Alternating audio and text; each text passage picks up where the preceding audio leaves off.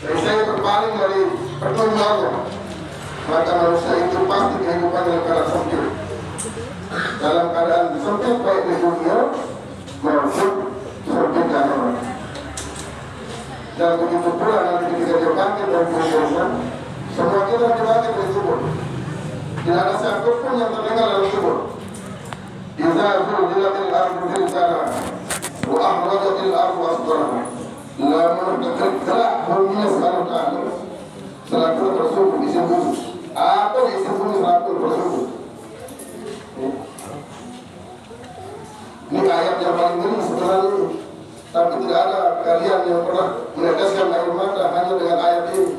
Tapi kalau BMKG mengatakan akan terjadi gempa keras, saudara kami diam, saudara perkembangan. Saudara timur, saudara barat akan gempa tsunami di barat Senin kami. Saudara perkembangan diam. Tapi ini ayat Allah yang jelas-jelas. Idza zulzilatil ardu zilzalaha. Itu ayat Allah yang paling ngeri itu. Bukan hanya gempa Lombok Timur, Lombok Barat, Lombok Tengah, bukan hanya Indonesia, seluruh dunia dari Masyrik sampai Maghrib diberantahkan oleh Allah.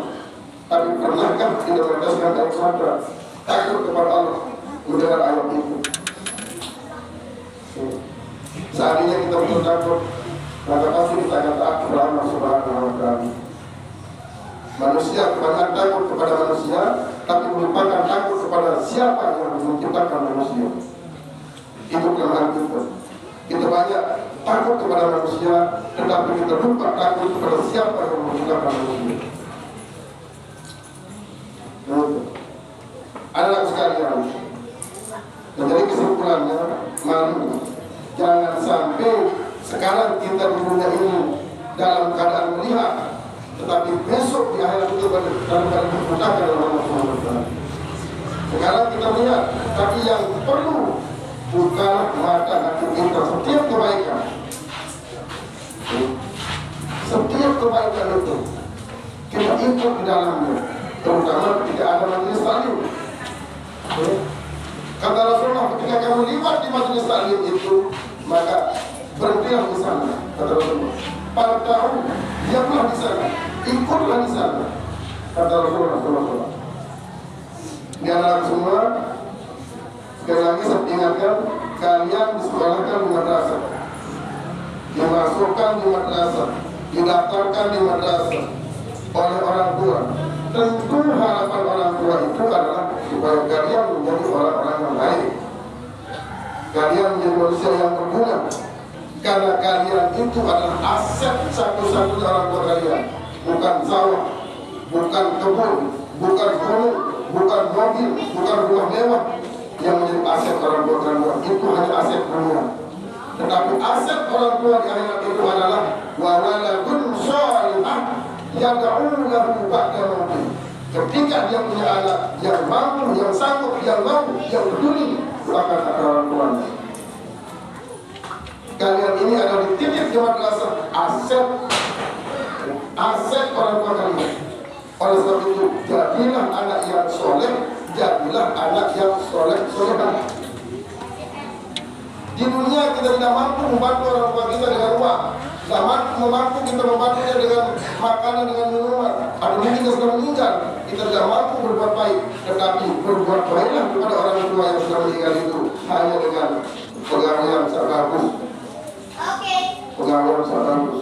Dia sudah bagus, walaupun kata Rasulullah belum bisa dikemas kita mengimbangi. Susu minatlah sama penyokap sekali pada mesinnya kebiasaan. Yang ingat sekali dia membawa kebayang istri permata emas walaupun sebesar langit dan bumi, tetapi hanya bisa dibayar dengan membuat orang tua itu senang. Apa yang membuat orang itu senang? Lakukan perkara yang baik.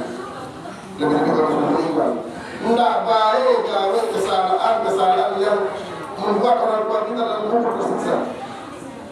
Selamatnya hina amat dalam kubur tergantung anakmu. Dan kalau yang amat lalu bagus anak yang salah Arab juga. Lalu bagus dengan doa lalu anak yang doa insya Allah dengan doa atau miskin dalam kubur. Makanya ini kalian ini aset orang tua. Doakan orang tua kalian, baju-baju dan ngaji sekolah, ini girang bolos, ini tanya batur bolos. Ampun dengan doa mereka dunia senang sampai akhirat. Bukalah mata hati kalian di dunia ini supaya di akhirat nanti dibuka oleh Allah Subhanahu wa taala. Ya, itu semua dari MI, Zanawiyah, Adil, kita semua. Marilah kita buka hati kita sekarang ini untuk kebaikan.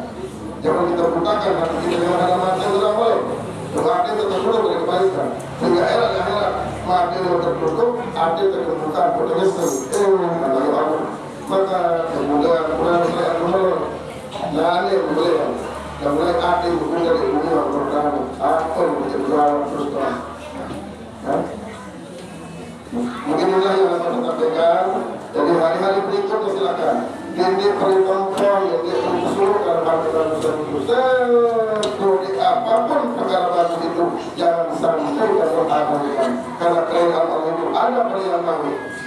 Begitu pula yang namanya kejahatan, kebatilan, seperti apapun dikali selama kesadaran selama tahun. Sebab apa? Murka Allah ada pada yang tidak baik. Anak sekalian yang saya cintai untuk Allah berdoa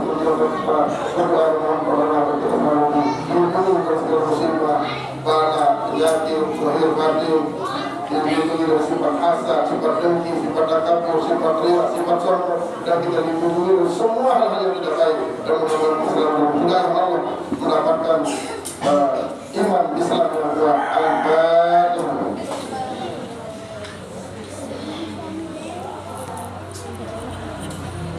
Kita berdoa bersama. Bismillahirrahmanirrahim.